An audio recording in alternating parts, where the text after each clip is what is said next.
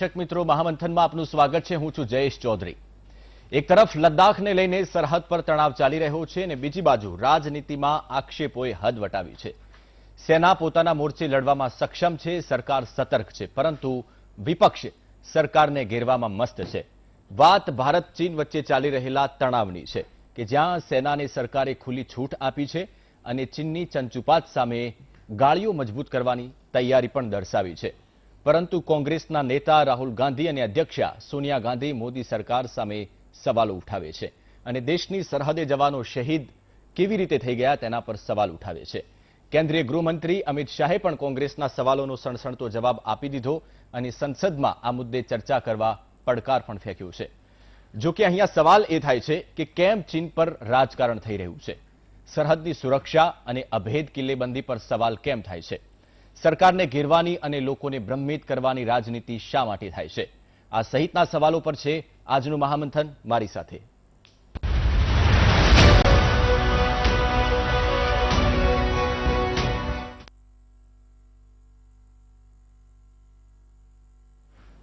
તો આજ મુદ્દા પર દર્શક મિત્રો ચર્ચા કરીશું। મારી સાથે સ્ટુડિયોમાં ત્રણ મહાનુભાવો હાલ જોડાયા છે। મહેશભાઈ કસવાલા છે, નેતા બીજેપી; હરિભાઈ દેસાઈ છે, પોલિટિકલ એનાલિસ્ટ છે; અને દિલીપભાઈ ગોહિલ જેઓ સિનિયર જર્નલિસ્ટ છે। વિપક્ષમાંથી કોઈ જોડાયું નથી એટલે આપણે એમને સવાલ નહીં કરી શકીએ।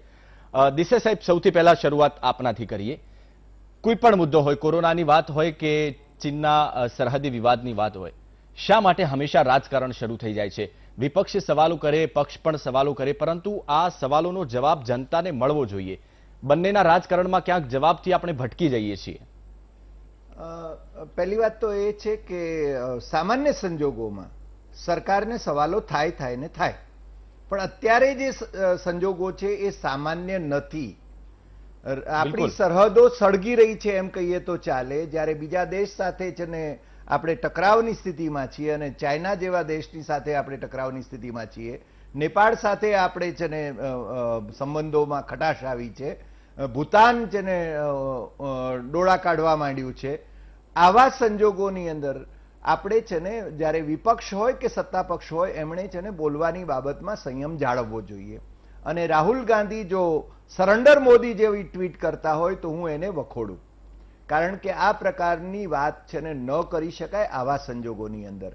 બીજી વાત જે બહુ મહત્વની છે ને જે આજે મેં છે ને બંને પાર્ટી એટલે ભારતીય જનતા પાર્ટીની સત્તાવાર વેબસાઇટ ઉપરની વાત મેં જે લીધી છે એ અને કોંગ્રેસની સત્તાવાર વેબસાઇટ ઉપરની વાત લીધી છે, મને લાગે છે કે ભારતીય જનતા પાર્ટી એ સત્તા પક્ષમાં છે, સત્તામાં છે, કેન્દ્રમાં સત્તામાં છે, રાજ્યોમાં સત્તામાં છે અને એની વિશેષ જવાબદારી છે। પણ એના જે રાષ્ટ્રીય અધ્યક્ષ છે એ જગત પ્રકાશ, એમનું નામ જગત પ્રકાશ લખે છે પણ મને લાગે છે એમની નદ્દા અટક પણ હોય છે, પણ આની અંદર જે સ્ટેટમેન્ટ છે એની અંદર જગત પ્રકાશ લખ્યું છે એ 10 સવાલો કરે છે કોંગ્રેસને। મને લાગે છે આટલી મેચ્યોરિટી હોવી જોઈએ કે 27 તારીખનું એમનું આ નિવેદન છે, એટલે કે ગઈકાલનું નિવેદન છે, જેની અંદર એમણે કોંગ્રેસને 10 સવાલો કર્યા છે। આજે કોંગ્રેસની વેબસાઇટ ઉપર Abhishek Manu Singhvi member of parliament છે એ પણ અને એમના રાષ્ટ્રીય પ્રવક્તા છે, એમણે આજની તારીખમાં એવા જ 10 સવાલો એ ભારતીય જનતા પાર્ટી અને મોદીજીને કર્યા છે। મને લાગે છે કે આપણે છે ને આ જાંગ બતાવવાની વાત કરીએ છીએ, ચીનને છે ને હરખાવાના સંજોગો ઊભા થાય એવી બંને પક્ષોની આ પ્રકારની બેવકૂફીને કારણે હું તો એમ કહું છું કે આ જો આપણે હર્ષદ મહેતાનું જ્યારે પ્રકરણ બન્યું હતું ત્યારે ભાઈ શ્રી રામ જેઠમલાણી રોજ 10 સવાલો કર્યા કરતા હતા કોંગ્રેસને, અને એવા સંજોગો જાણે કે આપણે અત્યારે આવી ગયા હોય એવું લાગે છે।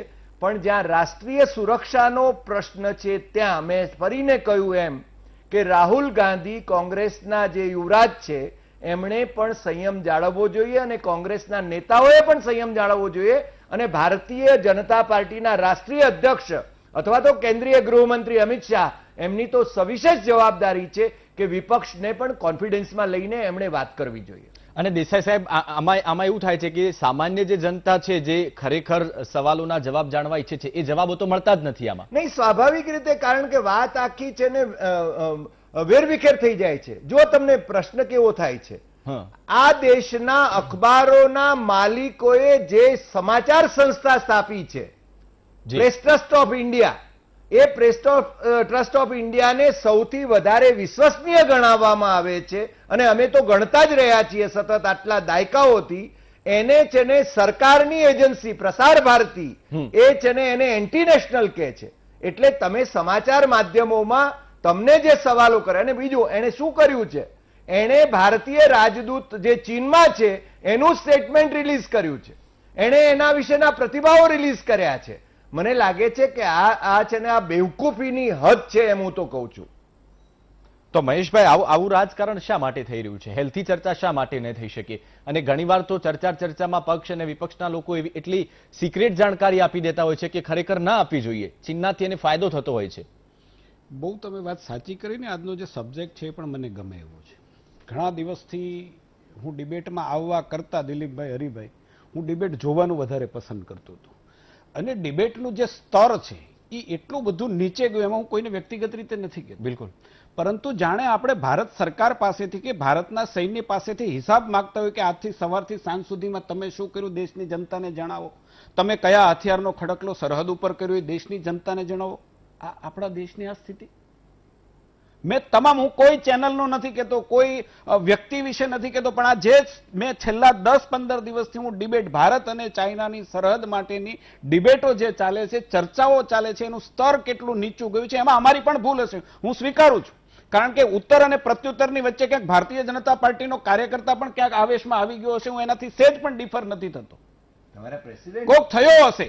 અમારા પ્રેસિડેન્ટે જે કર્યું છે બિલકુલ સત્ય જ કર્યું છે. કારણ કે સવાલ જે આવ્યા છે એની સામે અમારા પ્રેસિડેન્ટે કોઈ દેશની ગોપનીય બાબતો, હરિભાઈ, માગી નથી. દેશની પાસે એની કોઈ ગોપનીય બાબતો આજના સમયની અંદર જે પ્રકારની સ્થિતિ સરહદ ઉપર ઉપસ્થિત થઈ છે એની ગોપનીય બાબત મારા પાર્ટીના અધ્યક્ષે માગી નથી. મારા પાર્ટીના અધ્યક્ષે જે વાત કરી છે બિલકુલ સત્ય કરી છે, હું એ વાતને વળગી પણ રહું છું. હા, પરંતુ ક્યાંક વાતમાં અમારા જેવા પ્રવક્તાઓનો ક્યાંક અતિરેક ચર્ચાઓની અંદર આ ડિબેટની અંદર થયો હોય તો એના માટેની મેં વાત કરી છે. એટલે તમે મારી વાતને ડાયવર્ટ કરવાનો પ્રયાસ ન કરતા. હું ડિબેટમાં એક દિવસ સાંભળતો હતો કે જે પ્રકારે ચાઇનાના વખાણ થતા હતા, ભારત દેશ જાણે એને ઝૂકી ગયો હોય, આ દેશનું સૈન્ય જાણે સરેન્ડર થઈ ગયું હોય, એ પ્રકારના વખાણ એ સાર્વજનિક મંચ ઉપરથી થતા હતા. ભારત લડવા માટે સક્ષમ નથી એવી વાત થઈ. અને આ કઈ પ્રકારની ડિબેટ ને કઈ પ્રકારનો વાણી વિલાસ પ્રતિપક્ષના લોકો કરી રહ્યા છે, આ પ્રશ્ન મારા મનમાં ઉભો થયો કે ભારત આખું ઘેરાઈ ગયું છે. ભારત શું કામ ઘેરાઈ જાય ભાઈ? શું આજે ભારતની અંદર એવા પ્રકારનું નેતૃત્વ છે કે મુંબઈની અંદર બોમ્બ ધડાકા થાય અને અમેરિકાના પ્રેસિડેન્ટ પાસે જઈએ ભિક્ષામ દેહી કરીને અમને બચાવો પાકિસ્તાનથી? એ આજે નેતૃત્વ છે? આજે નેતૃત્વ એ છે કે સાહેબ આ દેશનું સૈન્યને છૂટો દોર આપવામાં આવ્યો છે. ચાહે હુમલો ઉરીનો હોય કે ચાહે હુમલો પુલવામાનો હોય, દેશના સૈનિકોએ દુશ્મનોની છાતી ઉપર પગ મૂકી અને પોતાનું કૌવત બતાવી માં ભારતની રક્ષા કરી છે. આજે આ સૈનિકોનું મનોબળને શું આપણે આવો વાણી વિલાસ કરી અને શું આ સૈનિકોના મનોબળને કે દેશના સાર્વભૌમત્વને નીચું બતાવવા માંગીએ? ચાઇનાની સાથે બધા છે, શ્રીલંકા ચાઇના સાથે છે, મ્યાનમાર ચાઇના સાથે, અરે આખી દુનિયા ચાઇના સાથે હોય, મારું ભારત એટલું સક્ષમ છે. આ ભાવ કેમ આપણા મનમાં નથી આવતો? એની સામે વિપક્ષની વાત કરું છું, એની સામે મારા પ્રશ્નો છે. ટ્વીટ કરી છે, મૂળ સવાલ જે તમારો છે કે જે ટ્વીટ કરી છે હરિભાઈને મારે અભિનંદન આપવા પડે કે એને બહુ તટસ્થ રીતે ટ્વીટને વખોડી. પ્રધાનમંત્રી સરેન્ડર એટલે શું સાહેબ? એનો અર્થ શું? પ્રધાનમંત્રી સરેન્ડર એટલે મારો દેશ સરેન્ડર થયો છે એવું? 1971માં કોઈ પણ પ્રતિપક્ષના વ્યક્તિ એવું કહ્યું હતું કે ઇન્દિરા ગાંધી સરેન્ડર થઈ છે? 1962માં યુદ્ધ હાર્યા ત્યારે કોઈ એવું કીધું હતું કે જવાહરલાલજી નહેરુ સરેન્ડર થયા છે? દેશનો પ્રધાનમંત્રી દેશના 125 કરોડ જનતાના પ્રતિનિધિ, ચૂંટાયેલા પ્રતિનિધિ છે, એની ઉપર ભરોસો નથી. આ સંકટની ઘડીમાં તો તમને ભરોસો કોના ઉપર છે? દેશના સૈન્ય ઉપર ભરોસો નથી, દેશના સાર્વભૌમ ઉપર ભરોસો નથી, દેશની સંસ્થાઓ ઉપર ભરોસો નથી, દેશના સ્વતંત્ર રીતે કામ કરતા પંચો ઉપર ભરોસો નથી, સરકાર ઉપર ભરોસો નથી. ભરોસો છે કોના? મારે કહેવાય એવું માંગુ છું કે આ ટ્વીટ ન માત્ર ટ્વીટ થઈ રહ્યું છે, આ ટ્વીટ એ ચાઇનાની અંદર કેટલી બધી લોકપ્રિય બની, એનું ટ્રેન્ડિંગ થયું છે ચાઇનાની અંદર અને પાકિસ્તાનની અંદર. કહેવાનો મારો મતલબ એ છે કે આ દેશના 125 કરોડ જનતાની અંદર આ કોરોનાની મહામારીમાં, આ સરહદના સંકટમાં સૌથી વધારે બેજવાબદાર વ્યક્તિ, હું 125 કરોડની વાત કરું છું, એમાં સૌથી કોઈ વધારે બેજવાબદાર હોય તો માનની રાહુલ ગાંધી છે. ઠીક છે દેશની મહેશભાઈ, જનતાને કયા માર્ગે તમે દોરવા માંગો? મહેશભાઈ, મારો સવાલ એ છે કે ચલો માની લઈએ કે રાહુલ ગાંધીએ કદાચ મર્યાદા ન રાખી હોય બોલવામાં, પ્રધાનમંત્રી છે એટલે એ આપણે મલાજો જાળવવો જોઈએ, બોલવું ન જોઈએ, પણ એમના તરફથી સવાલ કરવામાં આવે છે તો સત્તા પક્ષ તરફથી સચોટ જવાબ કેમ નથી આપવામાં જી, હું આપને કહું, ભારતીય જનતા પાર્ટીની સરકારે આજે પણ ગૃહમંત્રી અમિતભાઈ શાહે એક સાર્વજનિક ઇન્ટરવ્યુ આપ્યો છે. બંને સાક્ષી છે, તમે પણ સાક્ષી. બિલકુલ. એક પણ વાત એમણે એવી કરી છે બિનજરૂરી વાત? એમણે કોરોના માટે દિલ્હીની જે વાસ્તવિક સ્થિતિ છે એના માટેની જે વાતો કરવાની હતી સાર્વજનિક રીતે કરી છે. એમને કહ્યું પણ ખરું, વાળીને કહેવાનું છતાંય નથી કીધું.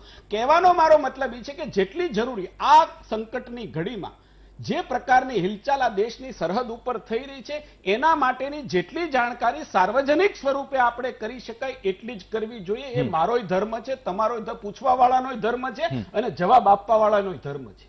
આપણે ક્યાંય એના ચોઘડિયા ન બતાવી શકાય. આપણે ત્યાં માગે છે ને બધા, તમે શું કર્યું? મેં પહેલા જ કહ્યું કે આપણે ત્યાં માગે છે સૈન્યએ શું કર્યું. આપણે એવું કહીશું કે મંગળવારે બપોરે ત્યાં એન્ટી ટેન્ક મિસાઇલ લગાવવાની છે, ત્યાં એરક્રાફ્ટ ત્યાં આ સમયે ત્યાં પહોંચવાના છે, ત્યાં આવી ટેકનોલોજીના હથિયાર અમે ત્યાં ખડકલો કરવાના છીએ. આ આપણે કહી શકીશું સાર્વજનિક રીતે? દેશનો વિપક્ષ આ જાણવા માંગે છે. ડિફેન્સની જાણકારી આપણે ના આપી શકીએ. 100% ગોપનીય બાબતો એ પણ જ્યારે યુદ્ધ જેવી સ્થિતિ હોય, જ્યારે આવી સ્થિતિની અંદર આપણી સંરક્ષણાત્મક રીતે, આપણા રક્ષણાત્મક રીતે કોઈ પણ આવી બાબતો હોય તો એને સાર્વજનિક ન કરે. હું આપને દાખલો આપું.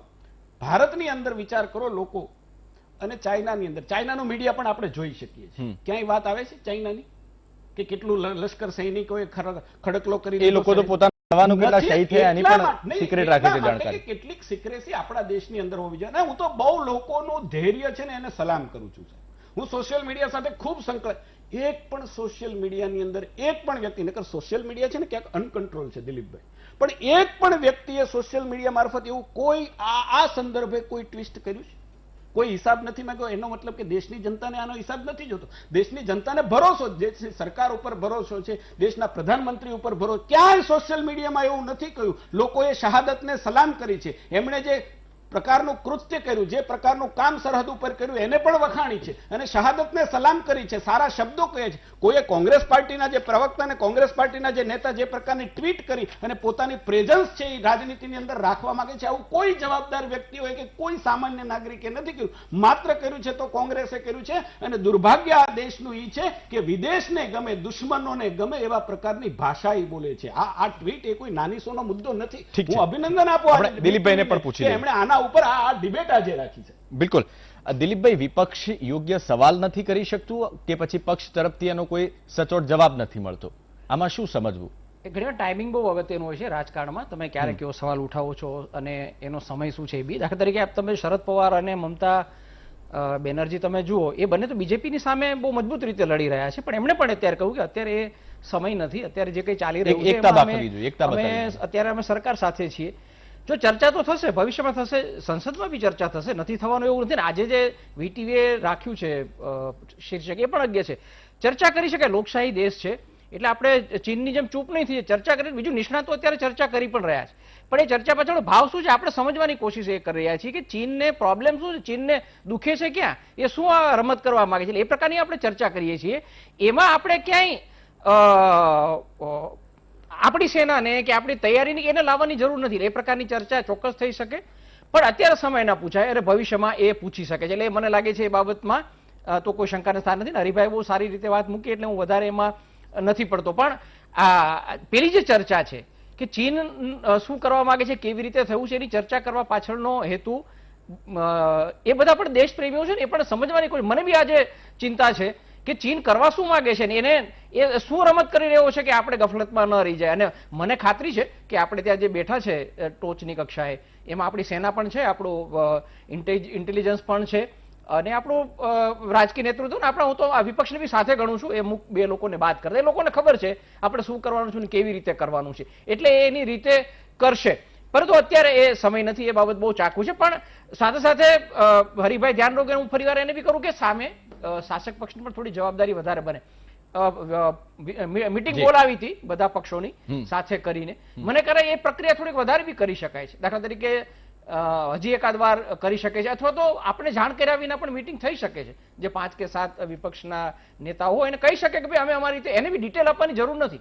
અને કોઈ નથી આપતું. હું નથી માંગતો કે એ પ્રકારની ડિટેલ બી કોઈ માંગતું, ઓપરેશનલ ડિટેલ કે સ્ટ્રેટેજિક ડિટેલ શું કરવા માંગે છે આપણે નથી કરી, પણ આપણે એક ઓવરઓલ ચિત્ર આપી શકે છે કે ભાઈ અમે જે કંઈ કરીએ છીએ અમે ધ્યાનમાં છે અમારું, ચીન શું કરી રહ્યો છે અમે કોશિશ કર્યું. તમે જુઓ, બહુ સૂચક વાત હતું કે રાજનાથસિંહ અત્યારે સોવિયત સંઘ ગયા, આ બધાની વચ્ચે પૂર્વ નિર્ધારિત કાર્યક્રમ હતો, પણ એ બહુ મહત્વનો હતો અને ત્યાં આપણે એમના નેતાઓ સાથે વાતચીત થઈ. વિપક્ષને કહી શકે છે, આપણે જાહેરમાં એની ચર્ચા ન કરી કે ભાઈ આપણે એ રીતે પણ વાત તો કરીએ છીએ. એ કદાચ ચીનને એવું લાગતું હોય કે આપણે અમેરિકા તરફ વધારે ઢળ્યા છીએ અને માત્ર આપણી પાસેથી કોઈ નિવેદન લેવા માંગતું હોય અથવા તો આપણને જાપાન ને ઓસ્ટ્રેલિયા ને જે આખું ગોઠવાયું છે એની સાથે ન જવા માંગેનું કોઈ કમિટમેન્ટ માંગતા હોય તો આપણે ફરી એકવાર સોવિયત સંઘની પણ મુલાકાત લઈને એ તો દર્શાવ્યું છે કે ભારત બહુ પ્રથમથી પોતાની વિદેશ નીતિ સ્વતંત્ર રીતે કરે છે અને એમાં સરકારો બદલાય ને તો આ બાબત બહુ નથી બદલાય. તમને મને બરાબર યાદ છે મોરારજી દેસાઈની જયારે સરકાર આવી ત્યારે એક એવો ભાવ ઉભો થયો હતો કે કદાચ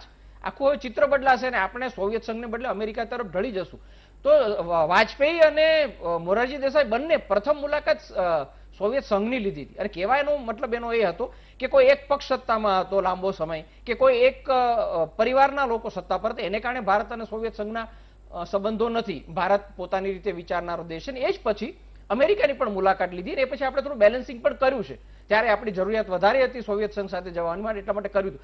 આ બધા આવી પ્રકારની ચર્ચા થઈ શકે છે અને આવી પ્રકારની ચર્ચામાં મને નથી લાગતું નાગરિકોને વાંધો હોય, પરંતુ જે આ સામસામે ચાલ્યું છે અને એમાં તમે બહુ સારી વાત કે પ્રવક્તાઓ, તમે કબૂલ કર્યું, મને આનંદ થયો કે તમે કર્યું. પ્રવક્તાઓ બહુ બોલાવે છે, જે અમે ડિબેટમાં બહુ સારું બોલી ગયા એ કહેવા માટે થઈને જે વાણી વિલાસ કરે છે એને કારણે નથી સારું લાગતું, સાંભળનારને પણ નથી ગમતું. કમસે કમ એવું ન થાય એવું આપણે બંને પક્ષના પ્રવક્તાઓને પણ વિનંતી કરીએ. બિલકુલ સાચી વાત છે અને એમને સહજ ભાવે સ્વીકાર્યું પણ ખરું. એ દેસાઈ સાહેબ, આ એક એવો સમય છે કે આપણે સૌએ એકતા બતાવવાની છે. રાજકારણ તો પછી ગમે ત્યારે થઈ શકે આમાં.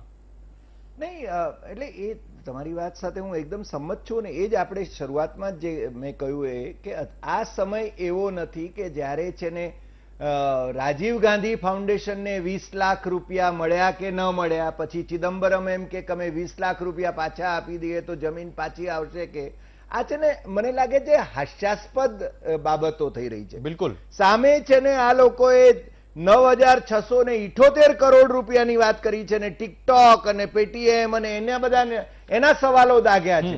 મને લાગે છે કે આ ભારતીય નેતાગીરીની ઇમેચ્યોરિટી, હું તો બધા જ પક્ષોની ઇમેચ્યોરિટીની વાત કરું છું. ઇવન શરદ પવારે આજે જે કહ્યું કે આ સંવેદનશીલ મામલો છે, આપણે છે ને ન બોલવું જોઈએ, પણ શરદ પવારે પાછો મમરો તો એની અંદર મૂક્યો કે 1962માં આમ થયું હતું, આપણી જમીન લઈ લીધી હતી. ભાઈ તમે એ વખતે 62માં કોંગ્રેસમાં જ હતા. અને એટલે પ્રશ્ન એ છે કે કોણે શું બોલવું. વાણી વિલાસ આપણા નેતાઓ જેટલો કરે છે.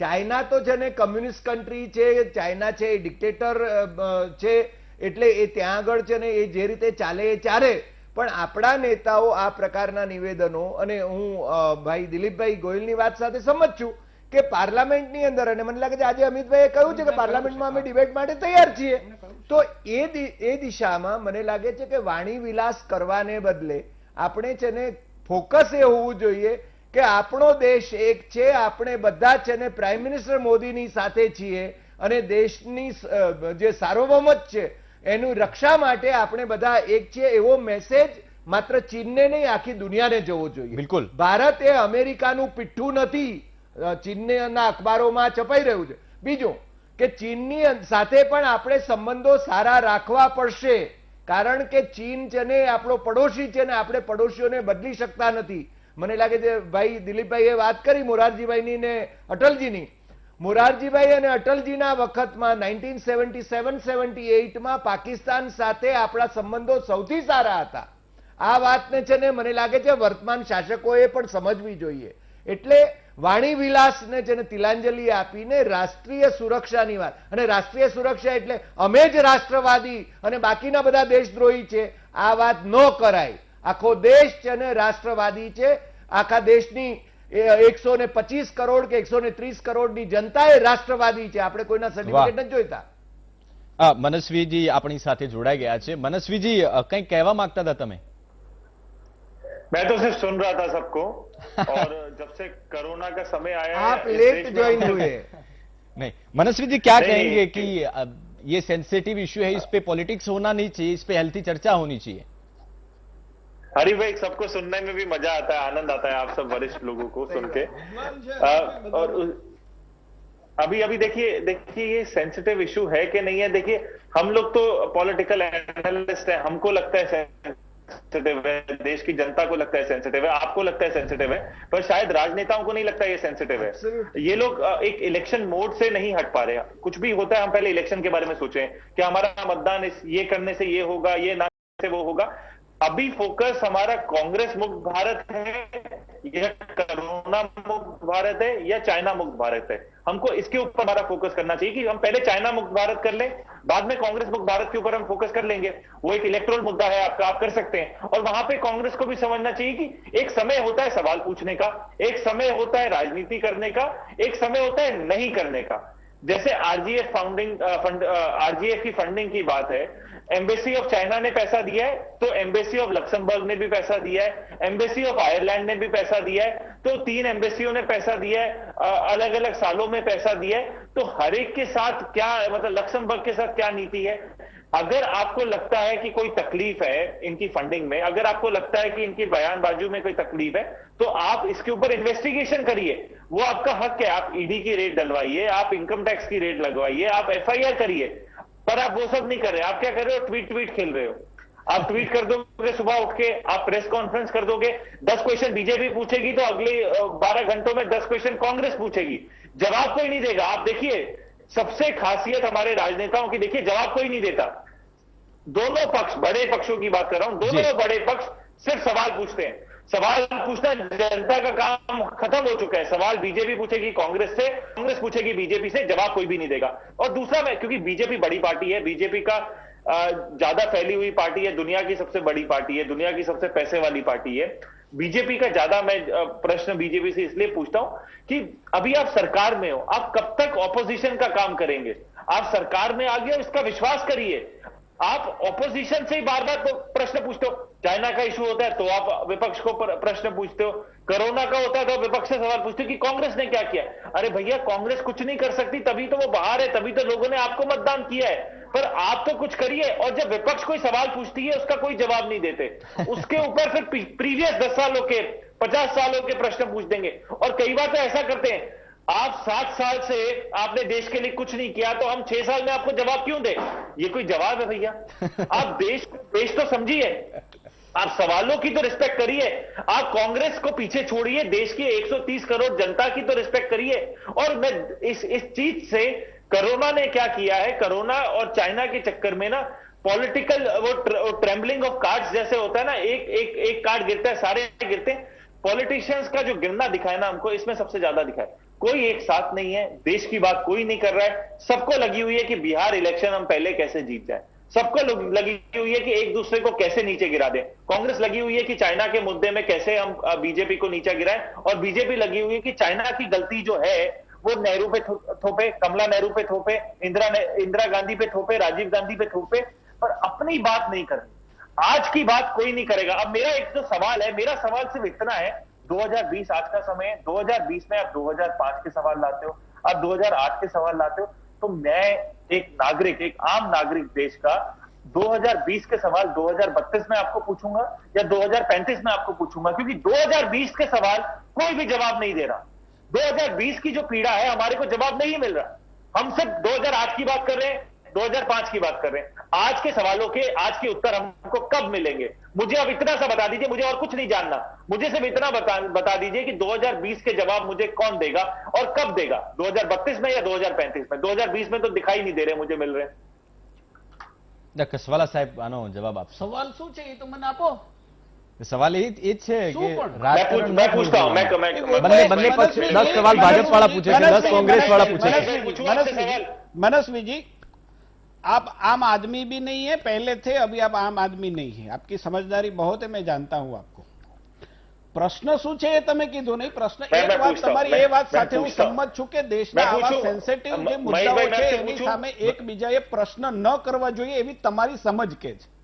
મારી સમજ એવું કહે છે કે જ્યારે કોઈ પણ પોલિટિકલ પાર્ટીની સામે પ્રશ્ન ઉભા થાય તો અમે એના સૈનિક છીએ। જેમ ભારત અને ચીનના સૈનિકો સામસામે છે અને ચીનના સૈનિકો કંઈ કરશે તો ભારતના સૈનિકો જવાબ આપશે.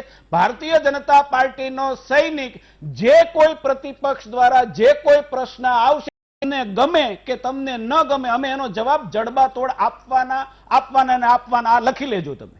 અમે કોઈ ભજન મંડળી ચલાવતા નથી. એટલે જે કોઈ પ્રશ્ન આવશે એના કાળનો આવશે. એનો જન્મ જ્યારે સામેવાળાનો થયો છે ત્યાંથી લઈને આજ સુધીના પ્રશ્નો અમે પૂછીશું.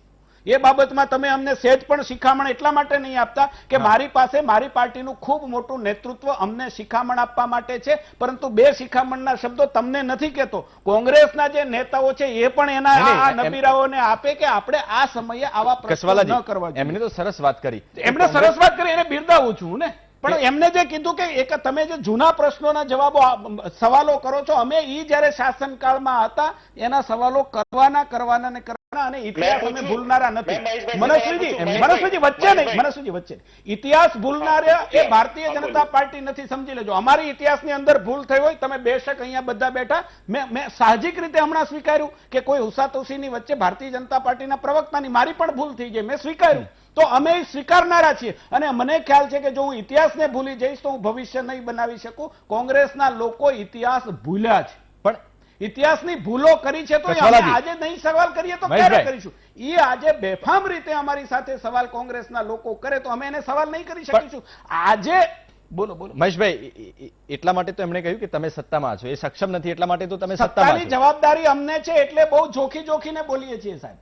અમે ક્યારેય મેં પહેલા પણ દાખલો આપ્યો કે ક્યારેય ભૂતકાળની અંદર આટલા યુદ્ધ થયા, આટલું દેશ ઉપર સંકટ આવ્યું, રાજનીતિ કરવાની હોય ત્યારે કરી લઈએ છીએ. કોંગ્રેસ તૂટે છે, એના ધારાસભ્યો તૂટીને અમારામાં આવે છે, અમે રાજનીતિ કરી લીધી સાહેબ. એમણે અમારી સામે રાજનીતિ કરી લીધી. ભારતીય જનતા રાજ્યસભાનું ઇલેક્શન હતું, રાજનીતિ કરી લીધી, પરંતુ આમાં અમે રાજનીતિ ઈચ્છતા નહોતા. પરંતુ ટ્વીટ કરી અને જે પ્રકારની સંતા કુકડી રમે છે ને એટલા માટે અમારે ટ્વીટ કરવી પડે છે. કારણ કે મેં કહ્યું ને કે અમે ભારતીય જનતા પાર્ટી રાજનીતિની અંદર છીએ. એટલે તમે રાજનીતિમાંથી સંન્યાસ લઈ લીધો, અમે નથી લીધો. મનસ્વીજી, તમે રાજનીતિમાં હતા એમાંથી વિશ્લેષક બની ગયા, અમે તો બન્યા નથી. એટલે તમને આ બધું સૂજે, અમને ન સૂજે. અમારે એનો જવાબ આપવો જ પડે, કારણ કે એક પાર્ટી સાથે અમારું કમિટમેન્ટ છે અને કાર્યકર્તા તરીકે અમારો પણ ધર્મ છે કે અમારે એનો જવાબ ઈંટનો જવાબ પથ્થરથી આપવો પડે. હા, રાજનીતિ ન થવી જોઈએ. અમે રાજનીતિ ભૂતકાળની અંદર આવી નથી કરી. જ્યારે દેશ ઉપર સંકટ આવ્યું છે ત્યારે ઇન્દિરા ગાંધીને મા દુર્ગા તરીકે સંસદના ફ્લોર ઉપર કોઈ કીધું હોય તો એ અટલ બિહારી વાજપેયી હતી. અહીંની પેનલે એના માટે સંમત થવું પડશે. ઠીક છે મહેશભાઈ, સાથ અને સહકાર આપ્યો છે. દેશના સૈન્યને વખોડ્યું નથી, દેશની સરકારને નથી વખોડી, દેશના સાર્વભૌમત્વને નથી વખોડ્યું. એની દલાલી નથી કરી ભારતીય જનતા પાર્ટીએ. જેણે કરી હોય એને મુબારક. ભારતીય જનતા પાર્ટીએ ન ભૂતકાળની અંદર આવું કર્યું અને ન કરશે. અમે દેશ માટે કમિટમેન્ટ માટે સરકાર ચલાવીએ છીએ અને દેશના ગરીબો માટેની આ સરકાર છે. હવે તમે મને પૂછો કે ગરીબો માટે શું પગલા લીધા, તમને એક જવાબ આપીશ. મનસ્વીજી, देखिए, भाषण देना बड़ा आसान होता है और भाषण देने में तो है ही अच्छा। वो तो आपकी सोच है भैया, वो तो आपकी सोच है। अगर आप देंगे तो मैं भी दूंगा ना, आप मुझे सलाह देंगे तो मैं भी दूंगा। एक बार सामने भाई, आप बड़े आदमी हो, खास आदमी हो, आप मेरे बीच में भी बोल सकते हो। आपके बीच में बोल नहीं सकता, मैं जानता हूँ मेरी मर्यादा, कोई जरूरत तो आप मेरे बीच में बोल सकते हो तो बोलिए, मैं नहीं आपको रोक सकता। मुझे पता है मैं आपको नहीं रोक सकता, हम छोटे लोग हैं। अभी मैं मुद्दे की बात आता हूं। मैं अगर आपको बताऊं कि पुराने मुद्दों की इन्होंने बात की है, पुराने मुद्दों के सवाल पूछने की इन्होंने बात की है। करना चाहिए, कब करना है, क्या करना है, वो भी इनकी मर्जी है। पर मैं एक चीज बताना चाहता हूं, ये मुद्दा जो है आरजीएफ का, ये कब का है? 2005 2008 का ये लेके आ रहे हैं। 2005 और 2008 में विपक्ष पे कौन था? विपक्ष में सबसे बड़ी पार्टी थी बीजेपी। उस समय पे जब ये हो रहा था तब इन्होंने कभी सवाल नहीं उठाए। उसके बाद ये 2008 का जो मुद्दा है उसको 12 साल हो गए। उस 12 साल में 6 साल बीजेपी की सरकार थी और 6 साल कांग्रेस की सरकार थी। और कांग्रेस की सरकार के वक्त ऐसा तो नहीं था विपक्ष चुप था, विपक्ष ने बहुत सारे मुद्दे उठाए थे। तो उस टाइम पे जब ये विपक्ष पे थे तब भी इन्होंने इसके जवाब नहीं दिए, और 6 साल सरकार चलाने के बाद भी इन्होंने कभी जवाब नहीं दिए। और उसके बाद आज ये सवाल उठाते हैं। सवाल उठाने में कोई खेद नहीं है, आप जितने सवाल उठाने उठाइए, पर आप अभी सत्ता में हैं, आप सवाल से बढ़ के कर सकते हैं। आप इन्वेस्टिगेशन करिए, आप बताइए एफआईआर कब फाड़ रहे हैं, आप बताइए अगर कोई तकलीफ है तो इनकम टैक्स की रेड कब हो रही है, आप बताइए ईडी की रेड कब हो रही है आरजीएफ पे।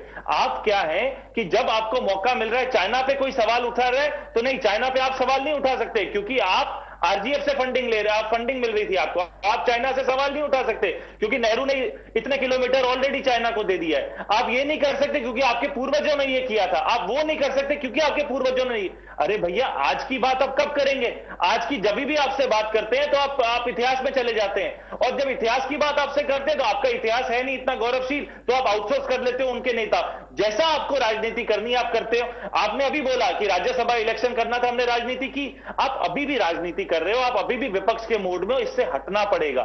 देश कोरोना से पीड़ित है, देश चाइना के सर पे खड़ा है, आप चाइना मुक्त भारत कब करेंगे? आप कोरोना मुक्त भारत कब करेंगे? आप कांग्रेस मुक्त भारत में लगे हुए हैं, वो भी आप पूरी तरह नहीं कर पा रहे। आप कांग्रेस युक्त भाजपा कर रहे हो, आप कांग्रेसियों को बार बार ले रहे हो, आप बोल रहे हो कांग्रेस भ्रष्ट है, कांग्रेस खराब है, और कांग्रेस के लोग आप में आ रहे हैं तो आपको अच्छा लग रहा है। ये कैसी गंगा जल है जो आपकी पार्टी में आता है, मुकुल रॉय वो भ्रष्टाचार से हट जाता है? ये कैसा गंगा जल है आपके पास? जब अजीत पवार आपके साथ सरकार बनाने की कोशिश करता है तो उसके ऊपर सीबीआई के केसेस हट जाते हैं। ये ऐसा गंगा जल आता कहां से है? और ऐसा गंगा जल से बीजेपी के पास ही क्यों है? और ऐसा गंगा जल ही गलत है जो आप भ्रष्टाचारियों को आप बिल्कुल स्वच्छ कर देते हो। अगर कोई आदमी भ्रष्टाचार करता है तो वो भ्रष्टाचार ही रहता है, भ्रष्टाचारी ही रहता है, चाहे वो कांग्रेस में हो या बीजेपी में हो। મનસ્વીજી, નહીં, આપે વાત કરી ચાઇનાના વખાણની, પણ એ તો સમય પર નિર્ધારિત છે ક્યારે કેવા સંબંધ હતા। એક સમય પ્રધાનમંત્રી નરેન્દ્ર મોદીએ પણ ચાઇનાના વખાણ કર્યા હતા। અમારી ટીમને કહીશ કદાચ જો એ ઇન્ટરવ્યુ હોય તો પ્લે કરે। से रखा चीन के लोगों के सामने कि मैं चीन के साथ मिलकर के मेरे गुजरात में स्पोर्ट्स को और डेवलप करने के लिए काम करना चाहता हूं, मुझे चीन की मदद चाहिए। और चीन के मुझे आश्वासन दिया है कि हम गुजरात के साथ मिलकर के खेलकूद के विकास के लिए जो भी कर सकते हैं हम करेंगे। इस स्पोर्ट्स यूनिवर्सिटी को चाइना की यूनिवर्सिटीज के साथ जोड़ करके हम इंटरनेशनल लेवल से हमारे स्पोर्ट्स क्षेत्र को कैसे विकसित करें, हमारी इंस्टीट्यूशंस को कैसे डेवलप करें, उस दिशा में हम आगे बढ़ना चाहते हैं। એટલે આ નિવેદનો જે તે સમયની સ્થિતિ પ્રમાણે સાચા પણ હોઈ શકે છે। એક નાનકડો બ્રેક લઈને બ્રેક બાદ ચર્ચા ચાલુ રાખીએ। Welcome back. તો ચીન પર ચર્ચા કરો, રાજકારણ નહીં, આ મુદ્દે આપણી ડિબેટ ચાલી રહી છે। તમામ મહાનુભાવ મારી સાથે સ્ટુડિયોમાં છે। મહેશભાઈ કસવાલા, નેતા બીજેપી, હરિભાઈ દેસાઈ છે, પોલિટિકલ એનાલિસ્ટ, દિલીપભાઈ ગોહિલ પણ છે, સિનિયર જર્નલિસ્ટ, અને મનસ્વીભાઈ થાપર પણ આપણી સાથે જોડાયેલા છે। દિલીપભાઈ, મને એ નથી સમજાતું કે દર વખતે કોઈ પણ મુદ્દાની આપણે વાત કરીએ તો પક્ષ હોય કે વિપક્ષ હોય, બંને પોતપોતાના ભૂતકાળમાં જતા રહે છે અને પછી સામસામે એ ફાઇટિંગ વાર ચાલુ થઈ જાય અને પછી આખો મુદ્દો ભટકી જાય છે। આવું શા માટે થાય છે? નહીં, પણ એમાં બી પેલી ટાઈમિંગ વાળી વાત છે। દાખલા તરીકે ચૂંટણી દરમિયાન આવે, તમે ચૂંટણી સભા થતી હોય, ચૂંટણી પ્રચાર થતો હોય, દરમિયાન તમે એકબીજાના ઇતિહાસને યાદ કરો, કારણ કે તમારા કામગીરીનું મૂલ્યાંકન તો કરવું પડે। તમે જેની સામે સ્પર્ધા કરી રહ્યા છો, એટલે વિપક્ષ છે, સરકારે 5 વર્ષ દરમિયાન શું શું ભૂલ કરી છે, અથવા તો ભૂતકાળમાં વાજપેયીની સરકારે પણ શું ભૂલ કરી છે એ યાદ કરાવવાના છે। એટલે ચૂંટણી દરમિયાન કદાચ એ ચાલતું હોય તો ચાલે, પણ આ પ્રકારનો આ થોડો રેર પક્ષાનો, દાખલા તરીકે છે પાકિસ્તાન સાથે આપણે કાયમ માથાકૂટ ચાલ્યા કરે છે। એ વખતે થોડી પાકિસ્તાન સાથે માથાકૂટ ચાલતી હોય ત્યારે થોડી રાજનીતિ વધારે ચાલે છે। કદાચ એનાથી પ્રજા એક અંશે ટેવાઈ પણ ગઈ છે ને એમાં કોનો શું સ્ટેન્ડ છે એ ખબર પડી ગઈ છે, એટલે એનાથી બહુ ફરક નથી પડતો। પણ ચીન એ નથી। ચીન છે અલગ પ્રકારનો દેશ છે, અને ચીન સામેનો અત્યારનો આપણો જે જોખમ છે આપણે બધાએ ભેગા થઈને અલગ રીતે વિચારવા માટેનો છે। એટલું બધાએ સમજવાનું છે ને, બધા લોકો સમજી રહ્યા છે। તમે જે એક્સ આર્મી મેન છે, એક્સ જર્નલર છે, ચીનની બાબતોના જાણકાર લોકો છે, બધા જે અત્યારે ચર્ચા કરી રહ્યા છે ને આ જ ચર્ચા કરી રહ્યા છે કે ભારતના હિતમાં, આપણા દેશના હિતમાં આપણે ચીન શું કરી રહ્યું છે સમજવા માટે કોશિશ કરવી પડશે। કારણ કે અઘરું છે, બધા લોકો ગોથા ખાઈ જાય છે, એની પ્રકૃતિ છે, અને ચીનની પ્રકૃતિ છે એ આજકાલની નથી। બહુ એનો આપણે ભૂતકાળમાં એના સાંસ્કૃતિક ઇતિહાસને પણ વાંચીએ અને એના તાવો અને એની વિચારસરણી શું એ તમે વાંચો ને તો એ પણ એક સિક્રેટિવ પ્રકારની છે। કારણ કે એ છે ને એકદમ ટૂંકમાં કે તો એવું માને છે કે ઉપર સ્વર્ગ નીચે ધરતી એ બેની વચ્ચેનો જે તબક્કો છે એ ચીન છે। એટલે કે ધરતી પરનું સ્વર્ગ, એટલે એ બહુ ભૌતિક પ્રકારનું છે। આમ તમે જુઓ તો બૌદ્ધની અસરને કારણે એ, અને તમને તાઓવાદ ને એ તમે બધું વાંચો તો તમને આધ્યાત્મિક બહુ લાગે, પણ એ બહુ નક્કર ભૌતિક પણ છે। એટલે આ એટલું બધું ગૂંચવાડા વાળો એ દેશ છે કે શું કરે, કેવી રીતે કરશે। અને દાખલા તરીકે એની પેલી સ્ટ્રેટેજી બહુ જાણી છે, સાહેબ તમને ક્યારેય મારી નથી નાખતો, એ તમને દબાણ કરે છે ને એનું કામ કઢાવે છે, એ પ્રેશર છે. એટલે અત્યારે આપણે ચર્ચા એ કર્યા છે કે ભારતને બિલકુલ કદાચ હુમલો બી નહીં કરે પણ પ્રેશર ઉભું કરીને પોતાનું કામ કઢાવવા માંગે છે. એટલે હું શું કહું છું કે આ પ્રકારની ચર્ચા લોકો કરે તે પોતાની રીતે કરે, એમાં પક્ષ તો આવવાનો નથી, એમાં નથી બીજેપી આવવાનો નથી, કોંગ્રેસ આવવાનું. અને બીજું હું જે કહું છું કે એક મિકેનિઝમ મને લાગે છે આપણા નેતાઓમાં અને રાજકીય પક્ષોમાં ઊભું થવું જોઈએ કે ઓવરઓલ ચીન માટેનો આપણો એપ્રોચ છે એમાં આપણે શું કરી શકીએ. જે વિદ્વાનો 3 એપ્રોચ આપે છે કે એક તો આપણે હવે આપણે નડે છે તો આપણે જોડાઈ જઈએ ચીનની વિરોધી જે એક્સિસ ઊભી થઈ છે એમાં પેલી બાજુ જાપાન અને ઓસ્ટ્રેલિયા અને એ લોકો છે અને અમેરિકા એની સાથે પોતાના કારણોસર જોડાવા માંગે છે, તો આપણે ખુલ્લેઆમ જોડાઈ જઈએ આપણે ચીનની સામે વિરોધમાં કરીને. બીજો છે આપણે જે હરિભાઈ કીધું કે આપણો પડોશી બદલાવાનો નથી, એ તો રહેવાનો છે. કદાચ આપણે એને કન્ટેન કરીશું અને કરી શકીશું, એમાં આપણને કોઈ શંકા નથી. આપણે એને મિલિટરીલી પણ કન્ટેન કરી શકીશું, એ એટલું આપણું મનોબળ મજબૂત છે આપણી સેનાનું, અને આપણે તૈયારીઓ છે જ, તબક્કાવાર થઈ છે, બધી જ સરકારોએ કરી છે. પણ છે તો પડોશી, એની સાથે જ રહેવાનું છે, કામ બી કરવાનું છે, એની સાથે વેપાર બી કરવાનો છે. બિલકુલ. તો પછી એની સાથે જ સંબંધો કરો ને. આપણે અમેરિકા તો દૂર બેઠું છે ને, એને તો મહાસત્તા પોતાનું જે પદ છે બચાવવું છે. એ બે સિવાયની જે ત્રીજી સ્થિતિ એ છે કે આપણે થોડું બંને તરફ પ્લે કરવાનું છે, બંનેની વચ્ચેની. તો એમાં એવું થાય છે કે તમે વચ્ચેનું પ્લે કરવા જાઓ ને ત્યારે તમને અમેરિકા બી રાજી નથી થવાનું, અને જાપાન અને ઓસ્ટ્રેલિયા બી રાજી નથી, ચીન બી રાજી નથી થવાનું. એટલે તમને બેમાંથી બધી બાજુથી નુકસાન થાય છે. પણ ભલે બધી બાજુથી નુકસાન થતું હોય, એક સ્વતંત્ર દેશ, એક પ્રૌઢ દેશ, બહુ પ્રાચીન પરંપરા ધરાવતો દેશ, એ પોતાના પગ ઉપર એટલે પોતાની નીતિ પર ઉભો રહે ને, આ પ્રકારની ચર્ચા આપણા ટોચના નેતૃત્વ વચ્ચે થાય, બધા નેતૃત્વ વચ્ચે, અને વિચારે કે આપણે એમાંથી કઈ નીતિને વધારે વળગી રહીએ અથવા તો કામ ચલાવો. અત્યારે જયારે ચીન કંઈક કરી રહ્યો છે ત્યારે આપણે કઈ રીતે નીતિ કરીએ એ થોડી ખાનગીમાં કરવી પડે. આપણે બધી ડિટેલ ન પણ આપે, પણ કમસે કમ આપણને એવું લાગે કે ટોચના ચર્ચાએ એટલે ટોચના લેવલે આપણા જે સ્ટેક હોલ્ડર છે એના વચ્ચે આવી કઈક ચર્ચા થઈ રહી છે અને આપણો દેશ છે સલામત હાથોમાં છે. કમસે કમ એટલી આપણને ખાતરી મળે તો મને લાગે છે રાજકીય પક્ષોની જે હુંસાતુસી છે એને નાગરિકો થોડી અવગણના પણ કરશે કે ઠીક છે એમના સ્વભાવ પ્રમાણે કરે છે, પરંતુ આપણા દેશમાં ટોચનું નેતૃત્વ બધા જ બાકીના પક્ષોનું અને સ્ટેક હોલ્ડરનું કમસે કમ એવું કંઈક કરી રહ્યા છે કે આપણો દેશ સલામત છે અને સુરક્ષિત છે. બિલકુલ. એક કોલર પણ આપણી સાથે જોડાયા છે, જયંતિભાઈ છે સુરતથી. જી જયંતિભાઈ. હા હેલો. જી આપનો અવાજ આવી રહ્યો છે, જણાવશો. હા, મહેશભાઈને કઈ નાના માણસો તમને આપણી પાર્ટીને પૂછે છે તો તરત તમે હર કોઈ પ્રશ્ન તમે ધૂતકારી કાઢો છો કે તમે કોંગ્રેસના છો, આવા છો, ધૂતકારી કાઢો છો, અને ગરીબ આપણી કેટલી પ્રજા છે ને ખબર છે, અને તમે પટેલ ઉપર ડિબેટ કરો છો કે હું પટેલ આમ છો, પટેલના દીકરા અત્યારે ખેત મજૂરના કેટલા દુઃખી છે, બબે ઢોર રાખીને બેઠા, એક લોન. જયંતિભાઈ હાલ એ કોઈ મુદ્દા પર ચર્ચા ચાલી રહી છે, આપણે કોઈ વ્યક્તિગત પ્રશ્નની વાત નથી. ચીન પર હું જવાબ આપી દઉં. ચીન પર ચર્ચા ચાલી રહી છે, રાજકારણ ન થવું જોઈએ, એક હેલ્થી ચર્ચા થવી જોઈએ, એને લઈને કઈ પ્રશ્ન હોય તો આપ કહો, કોઈ વ્યક્તિગત નહીં. કદાચ ભાવ કોઈ સમાજ કોઈ જાતિવાચક શબ્દ નહીં. એ તો ખબર હોવો જોઈએ. તમારી જોડે મારે ક્યારે જિંદગીમાં વાત નથી થઈ ભાઈ. કોઈ જાતિવાચક શબ્દની વાત નહીં કરી આપણે જયંતિભાઈ. ઠીક છે. અન્ય એક કોલર છે આપણી સાથે, પ્રકાશભાઈ છે ઉપલેટાથી. જી પ્રકાશભાઈ. હેલો પ્રકાશભાઈ, આપનો સવાલ જણાવશો. સાહેબ, અમારે હવે આ બધા એમ કે અમે વિકાસ કર્યો એને ક્યારેક મોકલજો, જામજોધપુર થી ભાણવર સુધી જઈ આવે. જી પ્રતાપથી બોલું છું ભાઈ. જી આપનો સવાલ જણાવો, આપનો અવાજ પહોંચી રહ્યો છે. આપણે આ લોકોને કયો ભાજપ વાળાને ક્યારેક એમ કે જામજોધપુર થી તમે એમ કે ભાણવર ક્યારેક જઈ આવો, ક્યારેક એમ કે તમે લાલપુર થી જામનગર જાઓ, ક્યારેક તમે લાલપુર થી જામનગર જાઓ, તમને ખબર પડે રોડ કેવો છે. પ્રકાશભાઈ, આપણો મુદ્દો આખો અલગ છે અને તમે આખી અલગ વાત કરી રહ્યા છો. તમે પૂરી ડિબેટ જોવાનો રાખો તો તમને કદાચ વધારે ખ્યાલ આવશે. તો ચર્ચા એ જ ચાલી રહી છે કે શા માટે આપણે એક હેલ્થી ચર્ચા ન કરી શકીએ, કારણ કે આ એક એવો સમય છે કે આપણે સૌએ આમાં એકતા બતાવવાની છે. મનસ્વીજી કંઈક કહેવા માંગે છે. મનસ્વીજી, હું આપની પાસે આવીશ, પણ દેસાઈ સાહેબ પાસે જવું. દેસાઈ સાહેબ, હવે આપણે કેવી રણનીતિ અપનાવવી પડશે? આમાં આપણે હવે કેવી રીતે આગળ વધવું પડશે? નહીં, આપણે રણનીતિ આપણી ભારતીય હિતની સુરક્ષા એ જ આપણી એક રણનીતિ હોઈ શકે. ભૂતકાળમાં પ્રાઇમ મિનિસ્ટરો કોઈ પણ હોય, વિપક્ષને કોન્ફિડન્સમાં લઈને, જે મને લાગે છે દિલીપભાઈ જે કહેતા હતા એ વાતને હું થોડુંક આગળ વધારું. આપણે ત્યાં એ પરંપરા રહી છે કે ઇન કોન્ફિડન્સ એમને છે ને આપણે બ્રીફ કરવામાં આવ્યા છે. અને અત્યારે છે ને મુશ્કેલી એ થઈ રહી છે કે કાં તો છે ને વિપક્ષમાં વિશ્વાસ નથી અથવા વિપક્ષની સાથે વાત કરવામાં સત્તા પક્ષને છે ને ફાવતું નથી.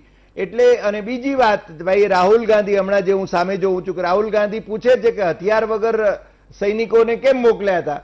રાહુલ ગાંધીને ભાન હોવું જોઈએ કે 1993માં જે ટ્રીટી થઈ હતી, જે સમજૂતી થઈ હતી એ મુજબ છે ને આપણે શસ્ત્રો લઈને મોકલવાના નથી. ગસ્ત જે સંધિની જાણકારી હોવી જોઈએ. એટલે ટૂંકમાં કોંગ્રેસ આટલો બધો સમય છે ને સત્તામાં રહી છે. કોંગ્રેસના જે પ્રધાનો રહ્યા છે એ લોકોએ પણ ભાઈ શ્રી રાહુલ ગાંધીને બ્રીફ પ્રોપરલી કરવા જોઈએ, પણ એ કદાચ એમને પ્રોપરલી બ્રીફ નથી કરતા. પણ મુશ્કેલી એ છે કે આપણે ચીન સાથે કેવા સંબંધો રાખીશું. જો ચીન છે ને એ પોતે છે ને પોતાનો પ્રભાવ વધારે, ભારત પોતાનો પ્રભાવ વધારવાની કોશિશ કરે, એ દરેકને છૂટ છે. અમેરિકાના પડખામાં આપણે જો ઘૂસી જઈશું તો એ તો છે ને શક્ય નથી. અમેરિકા આપણને કોઈ મદદ કરવા આવવાનું નથી. અત્યારે ધારો કે અમેરિકાનું જે જહાજ આવ્યું છે એ અમેરિકા પોતાના હિતોની રક્ષા કરવા માટે જ એને મોકલાવ્યું છે. જેમ 1971માં એણે છે ને પાકિસ્તાનની મદદ કરવા માટે 7મો બેડો મોકલ્યો હતો, એમ અત્યારે તાઇવાન અને બીજા એના જે અમેરિકી જે પિટ્ટુઓ છે, જે પિટ્ટુ કન્ટ્રીઝ છે, એને માટે મોકલે. ભારતને છે ને એ કંઈ મદદ કરવાનું નથી. અત્યારે અમેરિકાની પાસે એક જ એજન્ડા છે અને એ ટ્રમ્પ સરકારનો એજન્ડા એ છે કે ટ્રમ્પે ફરીવાર જીતવું છે અને એને માટે એ હવાતિયા મારે છે. મને લાગે છે કે આપણે એની ચાલમાં આવવાની જરૂર નથી. આપણે હાઉડી મોદીએ કરવાની જરૂર નહોતી ને નમસ્તે ટ્રમ્પ પણ કરવાની જરૂર નહોતી મારી દ્રષ્ટિએ. આ છે ને મારો પોતાનો મત છે. કારણ કે આપણે અમેરિકાના ખળપામાં છે ને ઘૂસી જવાની જરાય જરૂર નથી. એ જ રીતે આપણે ઇન્ડિપેન્ડન્ટ રહીને ભારત પોતે છે ને પોતાના હિતોની રક્ષા કરી શકે છે એ બાબત હંમેશા છે ને આપણે સાબિત કરવાની છે. અને એમાં છે ને સર્વપક્ષી સમર્થન હોય. પ્રજા આખી છે ને એ જે કોઈ સત્તામાં હોય, આજે મોદી છે, કાલે છે ને અમિત શાહ હોઈ શકે, પરમ દિવસે કોઈ કોંગ્રેસના નેતા હોઈ શકે. આખો દેશ છે ને કેન્દ્રની સરકાર સાથે રહે અને આપણા લશ્કરી દળો સક્ષમ છે એ બાબત પણ છે ને આપણે પ્રત્યેક નાગરિકની એ છે ને જવાબદારી છે અને આપણે બધા જ રાષ્ટ્ર ભક્ત છીએ એટલા માટે છે ને એ આપણી આ ફરજ પણ છે. એટલે આ સંજોગોની અંદર માત્ર પેલું પાકિસ્તાન જેવું છછુંદર એની જ વાતો કરીને આપણે એને ઠોકી આવ્યા કે આમ કરી આવ્યા એમ નહીં. પાકિસ્તાનની સાથે ચીન છે એ આપણે ભૂલી ન જઈએ. નેપાળની જે કોઈ ઘટનાઓ બને છે એની પાછળ ચીન છે એ આપણે ભૂલી ન જઈએ. ભૂતાન છે ને એ આપણા સુરક્ષા કવચમાં નથી 2007ની ટ્રીટી પછી. એટલે એ પણ છે ને ચીન અને આપણી વચ્ચે છે ને ઇક્વી ડિસ્ટન્સની વાત કરે તો એમાં છે ને આપણે બહુ પેલો એને આપણું છે માનવાની જરાય જરૂર નથી.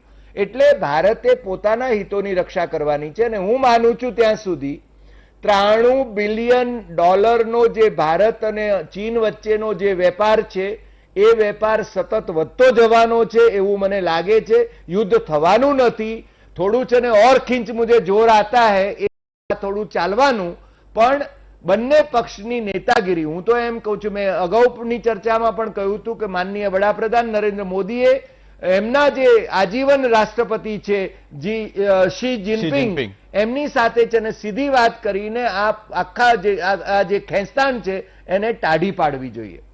એટલે આમાં પછી ગેપ ક્યાં રહી જાય છે? આ બધું સ્વાભિમાન વાળી વાત આવી જતી હશે દેસાઈ સાહેબ આમાં? નહીં, મને લાગે છે કે જે રાજનેતાઓ સત્તા પક્ષના કે વિપક્ષના બેફામ નિવેદનો કરે છે એ લોકોએ સંયમ જાળવવો જોઈએ અને સરકારને અને લશ્કર તો છેલ્લો આપણો ઓપ્શન છે. આપણે છે ને ડિપ્લોમેટિક ચેનલ્સ ઉપર જ વાત કરવાની છે અને ડિપ્લોમેટિક ચેનલ્સથી જ છે ને આ મામલો હલ થઈ શકે. ભારત અને ચીન વચ્ચેની જે સરહદ છે, હજારો કિલોમીટરની સરહદ, એ હજુ સુધી નિશ્ચિત થયેલી નથી.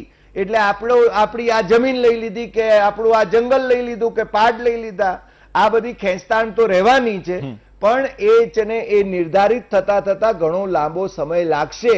પણ આપણે છે ને આવો છે ને એકમેકની સામે આરોપ પ્રત્યારોપનો આખો જે માહોલ થાય એને કમસે કમ આ ગરમીને છે ને ટાઢી પાડવાની જરૂર છે. એટલે આજે નહીં તો કાલે વાતચીત તો આપણે કરવી. ઓફકોર્સ મંત્રણાઓ જ રસ્તો છે. કસવાલા સાહેબ, એ વાત સાથે હું બહુ સંમત છું કે એ જે દોર છે વાતચીતનો દોર, અને એ પ્રકારે ભારત અને ચાઇના જેમ અટલજીએ કહ્યું હતું કે ભાઈ મિત્રને તમે બદલી શકો, પડોશી ન બદલી શકો. અને જે પ્રકારે ભારતને ચાઇનાની જરૂર છે એના કરતા વધારે ચાઇનાને ભારતની જરૂર છે. આ વાતને પણ આપણે સમજવી જોઈએ. પરંતુ આવી ફ્રૂટફુલ વાત ક્યાંય થતી નથી ડિબેટની અંદર. આ દુઃખ છે આજે જે થઈ એ વાત. મનસ્વીજી, તમે મને જે પ્રશ્ન કર્યો, હું એમ માનતો હતો કે તમે મને કંઈક ભારતના ડેવલપમેન્ટ માટે પ્રશ્ન કર્યો હોત કે ભાઈ 2.5 કરોડ લોકોને કેમ મકાનો આપ્યા, વધારેને કેમ ન અપાયા, 34 કરોડ ખાતા કેમ ન ખોલ્યા, આવો પ્રશ્ન હું એમ સ્વાભાવિક રીતે માનતો હતો કે 9 કરોડ ગેસના કનેક્શન કેમ મળ્યા વધારે. સવાલ તમે એ કર્યો કે રાજીવ ગાંધી ફાઉન્ડેશન. મનસ્વીજી, શાંતિથી આપણે બિલકુલ, તમે બહુ ચાલાક, મનસ્વીજી તમારું નામ લેવું જ પડે. માળાની જેમ જપું છું તમને, માળાની જેમ જપું છું. તમારી ચાલાકી છે ને, તમે જ મને એ પ્રશ્નનો જવાબ કર્યો. મનસ્વીજી નિરાતે તમને જવાબ તમારી પાસે આવશે.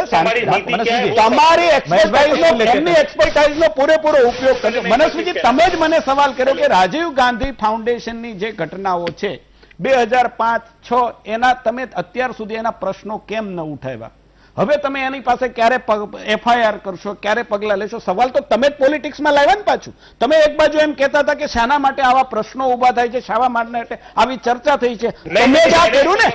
હવે સાંભળો, હવે શાંતિથી સાંભળવાની તૈયારી રાખો. હવે શાંતિથી સાંભળવાની તૈયારી રાખો. ભાઈ, અમારામાં કહેવત છે કે ઘરે છે ને લગ્ન આવે ત્યારે ઢોલ વાગે.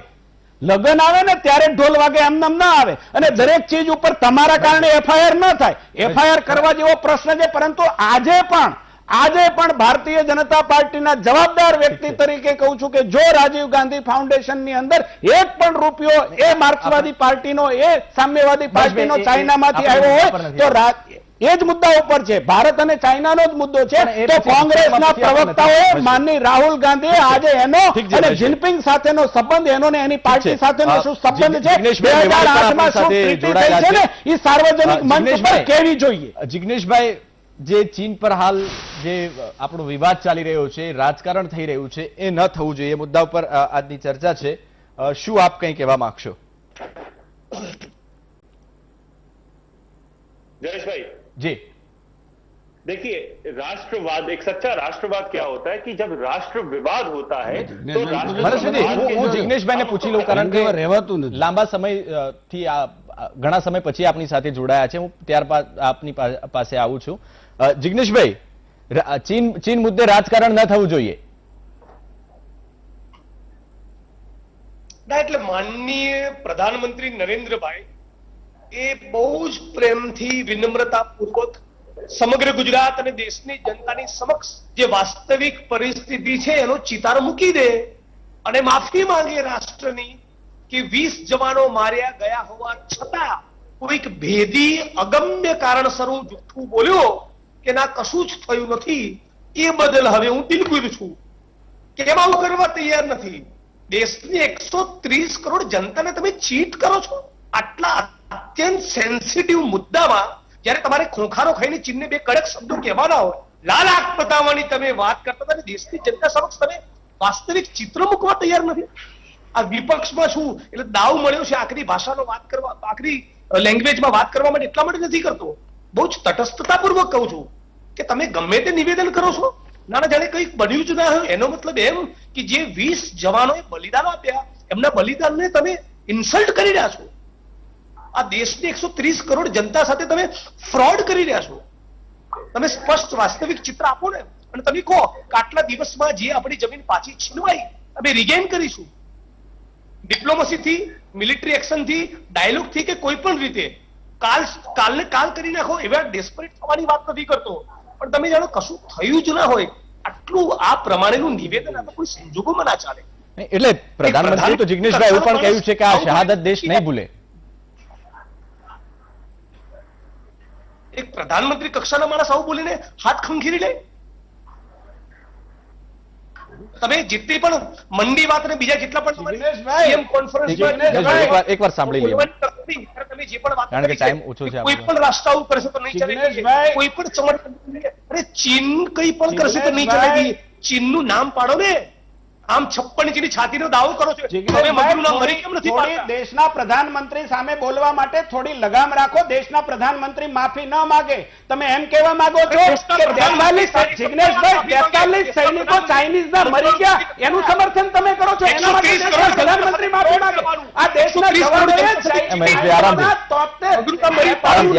શહીદ કર્યા. એના માટેની પ્રધાનમંત્રી માફી માગે. કયા મોઢે વાત કરો છો? પ્રધાનમંત્રી દેશના સરકાર માફી માંગે કેમ ન અરે માંગે? જિગ્નેશભાઈ, તમે કયા વાત કરો છો? સાડી તમે 70 વાર તમે શું બોલો છો એનું ભાન છે કે નહીં તમને? ભલામણ શું સાર્વજનિક ચર્ચા કરવા કેમ ના માંગે? દેશના પ્રધાનમંત્રી માફી માંગે યાર.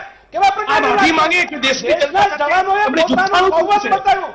આ 20 જવાનોના બલિદાન ન માત્ર અહીંયા કેમ છે? ઉરીનો બધી હુમલો મોટી મોટી વાતો કરો. પુલવામાનો હુમલો થયો. તમારા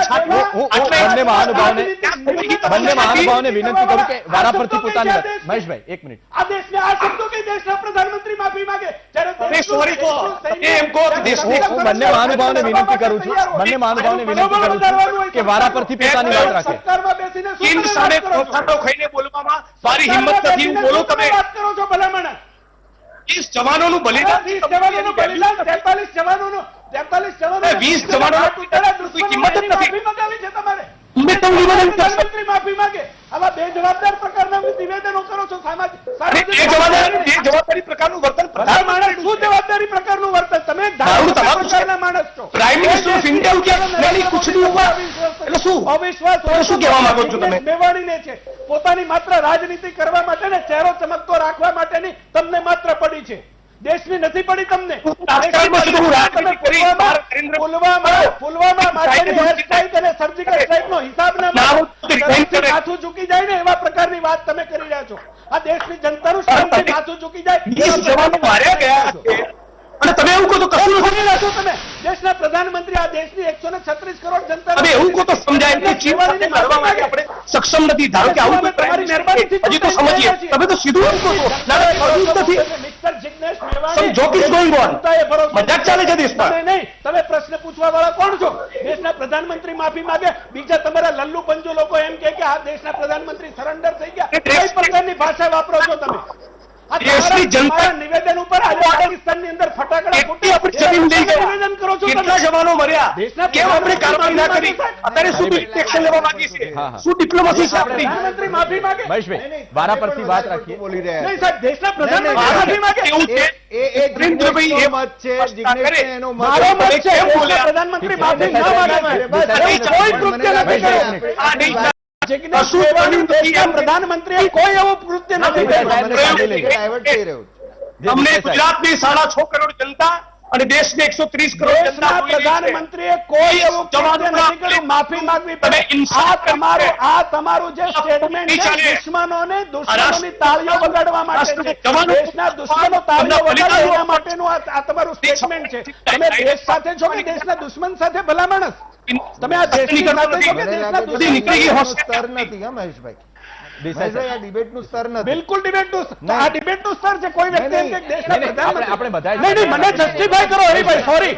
સોરી બિલકુલ આ ડિબેટનું સ્તર છે કે દેશના પ્રધાનમંત્રી માફી માંગે. હું બંને મહાનુભાવોને કહું છું કે બોલવામાં કોઈ મર્યાદા વ્યક્તિ એમ રાખીએ. કહે કે દેશના પ્રધાનમંત્રી માફી માંગે. હું આપ બંને મહાનુભાવોને કહું છું કે બોલવામાં મર્યાદા રાખીને વારાફરતી પોતાની વાત રજૂ કરો તો જનતાને પણ નહીં, મારો વારો હતો ત્યારે જ બોલ્યું છું. તમે મને જવાબ આપો ને બહુ જવાબદાર વ્યક્તિ તરીકે મિનિસ્ટર ઓફ તમે મને જ્યારે કહ્યું ત્યારે જ હું બોલ્યો છું. મેં એમને જે કહ્યું એ સાંભળ્યું છે. ઠીક છે મહેશભાઈ. એમને જે કહ્યું એ સાંભળ્યું છે. આપણે એમને એકવાર સાંભળી લઈએ. જી જિગ્નેશભાઈ. પ્રાઇમ મિનિસ્ટરની ચેર ઉપરથી તમે કંઈ પણ નિવેદન કરો. આ 20 જવાનો તો પછી કોણે માર્યા? આપણે ચીન ઉપર હુમલો કરવા ગયા હતા જવાનો. ભલા માણસ ખબર ના હોય તો શું કામ બોલો છો? ભલા માણસ જેમને કોણે માર્યા એનો માર્યા મતલબ શું? What do you- તમે શું કહેવા માંગો છો? દેશના જવાનો કોણે માર્યા? દેશના જવાનો મા ભૌમ માટે શહીદ થયા છે. ભલા માણસ બોલતા પહેલા આ તો મા ભૌમ માટે જવાન ભલા માણસ બોલતા પહેલા તો વિચાર તમે કરો. બલિદાન ભલા માણસ, ના કરો. તમે મને સમજાવો છો કે આ ડિબેટનું સ્તર નથી. એટલે Intelligence sacrifice. પ્રધાનમંત્રીએ મારી નાખ્યા છે. આ દેશની 125 કરોડ જનતાએ આ દેશના અરે, શહીદોને મારી નાખ્યા. શું ભલા માણસ કેવી વાત કરો છો જિગ્નેશ? તમે એક ધારાસભ્ય છો ભલા માણસ. અરે ધારાસભ્ય હોવાના નાતે નાગરિક હોવાના નાતે કહું છું કે પ્રાઇમ મિનિસ્ટર એવું ના કહી પ્રાઇમ શકે. મિનિસ્ટર ભલા માણસ દેશના જવાનો આવી ગોળ ગોળ વાત છે? મારી નાખ્યા. તમે કેવા પ્રકારની વાત કરો છો ભલા માણસ? આવી ગોળ ગોળ વાત શા માટે કરું? કોણે મારી નાખ્યા? એને કોણે મારી નાખ્યા એ કહ્યું એને. એમને ચીન આટલા કિલોમીટર અંદર એન્ટ્રી મારી 20 જવાનો માર્યા ગયા અને હું કશું ના કરી શક્યો એવું કબૂલવું પડે પ્રધાનમંત્રીએ. અને આગળ શું કાર્યવાહી કરવામાં કરી શકો એની સ્પષ્ટતા તમે શું વાત કરો છો જિગ્નેશભાઈ યાર? કહેવાય એમને પૂરું કરો જિગ્નેશ. આપણે મહેશભાઈ વારા પરથી વાત કરીએ એમ નહીં, અરે ભલા માણસ, આ દેશના સાર્વભૌમત્વ માટે આપણે ચર્ચા કરવા બેઠા છીએ. જિગ્નેશભાઈ, દેશના સાર્વભૌમત્વ માટે આપણે ચર્ચા કરવા બેઠા છીએ. જિગ્નેશભાઈ, આ રીતે આપણે પ્રધાનમંત્રી કઈ કરી ન શકે, દેશના પ્રધાનમંત્રી માફી માંગે, દેશના પ્રધાનમંત્રીએ આ લેવા. સૈનિકોને મારી નાખે, આ અટકી જવું. સાંભળવાનું અહીંયા? આ જિગ્નેશભાઈ, વીટીવી હું આ તરીકે બંને તમારે અહીંયા સાંભળવાનું આ? જિગ્નેશભાઈ, હું બંને મહાનુભાવોને વિનંતી કરું છું કે એક મર્યાદામાં રહીને વાત કરીએ અને વારા પરથી આપ પોતાની વાત રજૂ કરો. જિગ્નેશભાઈ, મારું એટલું જ કેવું છે, મારો ટોન એકદમ ડાઉન કરીને બહુ જ વિનમ્રતાપૂર્વક કહું છું કે માનનીય પ્રધાનમંત્રીનું આ નિવેદન આ રાષ્ટ્રને મંજૂર નથી કે કશું થયું નથી. આ કોઈ સંજોગોમાં ના ચાલે. This is not done. આ સંપૂર્ણ ગેરજવાબદાર નિવેદન છે. આપણે 20 લોકો માર્યા છે, એમના બલિદાનની કોઈ કિંમત જ નથી. પ્રાઇમ મિનિસ્ટર ઓફ ઇન્ડિયા આવું બોલશે? બલિદાન તમારે એને જ બોલવા દેવાના છે? તમને કિંમત છે બલિદાનની? આ બલિદાનીઓ માટે સારો શબ્દ વાપરવાની કિંમત તમને છે? આ દેશની સરકાર આ દેશના 136 કરોડ દેશના લોકોએ શહીદો માટે ચૂંટીને મૂક્યા છે, જે પ્રકારના નિર્ણયો લે છે એની તમને કિંમત છે? પહેલા આ સમય દેશની સરકારની સાથે રહેવાનો છે, એને વખોડવાનો નથી. તમે એમ કહો દેશના પ્રધાનમંત્રી માફી માંગે, મને બહુ નવાઈ લાગે છે. આ સંવિધાનિક રીતે ચૂંટાયેલા એક જનપ્રતિનિધિ કેવા પ્રકારની ભાષાનો ઉપયોગ કરે, મને બહુ નવાઈ લાગે છે સાહેબ. નિવેદન કરે પ્રાઇમ મિનિસ્ટર ઓફિસ. પ્રાઇમ મિનિસ્ટરે નિવેદન કરી દીધું તમારા ટાઈમ ટેબલ પ્રમાણે. પ્રાઇમ મિનિસ્ટર નિવેદન ના કરે. મેવાણી સાહેબ, તમારા ટાઈમ ટેબલ પ્રમાણે પ્રધાનમંત્રી નિવેદન ના કરે. દેશની જનતાને સંતોષ છે માનનીય પ્રધાનમંત્રીશ્રીના નિવેદન પર. માનનીય પ્રધાનમંત્રીશ્રીએ જે પગલા લીધા છે એના પર દેશની પ્રજાને બિલકુલ ભરોસો છે. ભરોસો નથી તમારા ઉપર, તમારા ઉપર ભરોસો નથી. તમારા જે નિવેદન છે કે દેશના પ્રધાનમંત્રી માફી માંગે, 20 જવાનોને કોણે મારી નાખ્યા, એ નિવેદનો પર ભરોસો દેશની જનતાને નથી. એને સપોર્ટ કરી રહ્યા છો એ સરેન્ડર પ્રધાનમંત્રી એ કે એને દેશની જનતાને એના પર ભરોસો નથી. દેશની જનતાને દેશની સરકાર ઉપર નરેન્દ્રભાઈ મોદી ઉપર ભરોસો છે. ચિંતા ના કરતા, ભરોસો છે. એમના બલિદાનનું તમને વેલ્યુ હતું તો પ્રધાનમંત્રીનું નિવેદન ના કર્યું હોત. વારંવાર આ કહું છું. આપણી આવનારી પેઢીઓ માફ નહીં કરે, સવાલ પૂછશે. એ અમે જોઈ લઈશું, તમે ચિંતા ના કરતા. તમે ચિંતા ના કરતા અને તમારી માફીની અમારે જરૂર નથી. દેશની જનતાની જરૂર પડશે ત્યારે જે જયેશભાઈ, क्या मैं आ सकता हूं? ફિલોસોફી, આવી ફિલોસોફી અમારી સાંભળવાની તૈયારી નથી. ओके मनीषजी, आप कहीं कहवा मांगो છો? देखिए जयेश भाई, मैं आपको एक चीज क्लियरली बताना चाहता हूं कि देखिए महेश भाई, आप भी सुनिएगा इसको जरूर कि अगर प्रधानमंत्री जी हारेंगे तो पूरा देश हारेगा, हम सब हारेंगे. एक चीज हमको क्लियर रखनी चाहिए, राजनीति अलग है, देशभक्ति अलग है. हम सबको इस समय पे, मैं इस चीज से बिल्कुल किसी की बात से सहमत नहीं होऊंगा कभी भी कि इस समय पे राजनीति होनी चाहिए. सबसे पहले देश है, राजनीति करने के लिए बहुत समय मिलेगा और हमने 70 सालों में राजनीति की अच्छी तरह पूरे देश ने. तो अभी जो समय है, एक समय होता है राष्ट्रभक्ति का, एक समय होता है राजनीति का. अभी का समय राष्ट्रभक्ति का, और इस समय पे अगर सरकार से कोई सवाल कभी भी पूछा जाता है तो वो राष्ट्रद्रोह नहीं होता, वो राष्ट्र के साथ होता है. आपके साथ कुछ सवाल है, आप जवाब दीजिए. अगर आपको लगता है अभी जवाब नहीं देना तो आप ये बोल दीजिए कि आप विश्वास रखिए सरकार एकदम संवेदनशील है, बिल्कुल चाइना को कड़ी आंखों से देखेगी और 1 इंच जमीन नहीं जाएगी, आप बिल्कुल टेंशन मत लीजिए. दूसरी चीज जो होती है कि अभी जो हमारी कूटनीति है, हरि भाई और दिलीप भाई इससे मेरे एग्री करेंगे कि नेपाल भी हमारे को आंखें दिखा रहा है. नेपाल हमारे 3 गांव लेके जा चुका है. चाइना के साथ तकलीफ चल रही है. तो हमारा रास्ता क्या है? इकोनॉमी की हालत खराब है, कोरोना में सब लोग परेशान है. 2020 देश के लिए अच्छा नहीं है, दुनिया के लिए अच्छा नहीं है. हमको साथ में लड़ना है, साथ में जीतना है. इस समय पे कांग्रेस गलत है या बीजेपी गलत है, इसमें कोई नहीं जीत रहा. मोदी जी जीतेंगे तभी देश जीतेगा, क्योंकि वो देश के प्रधानमंत्री है और प्रधानमंत्री कभी नहीं हारता, ना कभी हारेगा, ना उनको हारने देंगे. हमारे कितनी भी अलग पार्टियों के विचार होंगे, पर देश जीतना चाहिए. पार्टियां आएंगी जाएंगी, पर देश जीतना चाहिए. उसके लिए हम बात और संवाद कर सकते हैं, क्योंकि मैं हमेशा ये कहता हूं, सच्चा राष्ट्रवाद वही राष्ट्रवाद है जब कभी राष्ट्र विवाद होता है तो हम राष्ट्र संवाद करते हैं. और यहां पे राष्ट्र संवाद की कमी है. राष्ट्रभक्ति तो पूरी है, राष्ट्रवाद पूरा है, राष्ट्र विवाद दिखाई दे रहा है, पर राष्ट्र संवाद नहीं हो रहा. इसको हमको उजागर करना है और राष्ट्र संवाद करने की अभी जरूरत है. બિલકુલ. એટલે દિલીપભાઈ, હું બહુ પણ એકદમ ટૂંકમાં એ જ વાત કરવા માંગુ છું, અને જે આપણે બહુ શરૂઆતમાં આપણે કહ્યું હતું, અત્યારે આ સમય નથી. અત્યારે જે ઘટનાક્રમ ચાલી રહ્યો છે અને 2 સેનાના સિનિયર કક્ષાના અફસર છે પણ વાત બી કરી રહ્યા છે અને કદાચ એવું બને કે આગળ જતા વધારે ઉચ્ચ કક્ષાએ બી વાતચીત થશે. આખરી પરિણામ શું આવે આપણને અત્યારે ખબર નથી. એટલે આપણે કમસે કમ થોડો સમય તો ખમી જાવ, સંસદમાં પણ ચર્ચા થઈ શકશે ભવિષ્યમાં. એટલે આખી જ વાતનો મૂળ મુદ્દો એ છે કે અત્યારે આક્ષેપબાજીને બદલે ભવિષ્યમાં થશે, જ્યારે ચૂંટણી હશે ત્યારે બંને પક્ષો એકબીજાના લેખાજોખા રહેશે. અત્યારે આ સમય નથી આ પ્રકારના સવાલો ઉભા. કેમ થયું, શા માટે થયું, એવી ડિટેલમાં જવાનો અત્યારે સમય નથી. એ બાબત બહુ સ્પષ્ટ છે. હા મહેશભાઈ, વાત સાચી છે દિલીપભાઈ. એ તમે જે કહ્યું એ બિલકુલ, અને મનસ્વીએ કહ્યું એ પણ મને ગમ્યું કે આ પ્રકારનો વાણીવિલાસ આપણે કરીશું. આ સમય છે અને શાના માટે દેશના પ્રધાનમંત્રી, મને નવાઈ લાગે છે સાહેબ, કેવા લોકોની ફેશન છે આજે મીડિયાની અંદર જઈ અને છવાઈ જવા માટે દેશના પ્રધાનમંત્રી માફી માંગે. આ કેવા પ્રકારની ફેશન? ગમે તે વ્યક્તિ ગમે તેને કહી દે દેશના પ્રધાનમંત્રી માફી માંગે. આ સમય છે અને દેશના પ્રધાનમંત્રીએ, દેશની સરકારે એવું કયું કૃત્ય કર્યું તો જનતાની માફી માંગવી પડે? જનતા ખુશ છે. જે પ્રકારે દેશનું સૈન્ય જે પ્રકારે પોતાનું કામ કરી રહ્યું છે, કોઈ કંટ્રોલ સૈન્ય ઉપર નથી. સૈન્યને પૂરેપૂરી છૂટ છે. અને દેશના પ્રધાનમંત્રી જ્યારે સર્વપક્ષીય બેઠક પછી પ્રજાજોગ કહે છે, જ્યારે તો કોના પર ભરોસો કરીએ આપણે? દેશના પ્રધાનમંત્રી પર ભરોસો નથી તો ભરોસો કોના ઉપર કરવાનો છે? સાર્વજનિક મિટિંગની અંદર, સર્વપક્ષી બેઠકની અંદર મીટિંગ થયા પછી બધાને સંતોષ આપ્યા પછી બધાને ભરોસામાં લીધા પછી દેશના પ્રધાનમંત્રીનું જે બયાન આવ્યું એની ઉપર આપણે આવી આ પ્રકારની વાત કરીશું કે દેશના પ્રધાનમંત્રી માફી માંગે? એટલે સવાલ એ અને શું, એક મિનિટ, આ જનતાનો સવાલ છે, આ જનતાનો સવાલ છે. ભલા માણસ વ્યક્તિગત સવાલ પૂછી અને જનતાના નામે શેને માટે ખપાવો છો? આ દેશની જનતા એટલી બધી દેશદ્રોહી નથી સાહેબ કે દેશના પ્રધાનમંત્રીને આવા સમય એમ કે તમે માફી માંગો. આ દેશની જનતાના નામે સવાલ ન પૂછો. હું કોઈને વ્યક્તિગત નથી કહેતો, પરંતુ દેશના જનતાના નામે પ્રશ્ન પૂછી અને ખોટી પ્રસિદ્ધિ લેવાના પ્રયાસો ન કરવા જોઈએ સાહેબ. કોઈ પણ રાજકીય પાર્ટીના નેતા હોય. મહેશભાઈ, બિલકુલ આપ તમામ મહાનુભાવો પણ આપણી સાથે જોડાયેલા છો અને આગળ પણ ચર્ચા ચાલુ રાખીએ છીએ, રોકાઈએ છીએ એક નાનકડા. તો ક્યાંક પક્ષ અને વિપક્ષના આરોપ પ્રત્યારોપમાં ઘણીવાર સામાન્ય જનતાના સવાલોના જવાબો પણ છુપાઈ જતા હોય છે ને એટલા માટે જ આપણે આ ચર્ચા કરી રહ્યા છીએ કે ઠોસ ચર્ચા થવી જોઈએ, ચીન મુદ્દે રાજકારણ ન થવું જોઈએ. બે મહાનુભાવો હાલ આપણી સાથે જોડાયેલા છે, મહેશભાઈ કશવાલા અને દિલીપભાઈ ગોહિલ. દિલીપભાઈ, હવે આપણે કેવી રીતે આમાં આગળ વધી શકીશું? કારણ કે જે પક્ષ આરોપ કરે, આરોપ પ્રત્યારોપ તો આ તો ચાલતું રહેવાનું છે, પણ હવે આપણે શું રણનીતિ દાખવવી પડશે? આમાં કેવી રીતે આગળ વધવું પડશે? મને લાગે એની જો પ્રક્રિયા ચાલી રહી છે, એક લાંબી છેલ્લે 11 કલાકની થઈ હતી બે સિનિયર અફસરો વચ્ચે. પછી ફરીથી આજે પણ ચર્ચા છે કે ફરીથી એક ચર્ચા. એમાં એવું છે કે આનો બે તબક્કા હોય છે.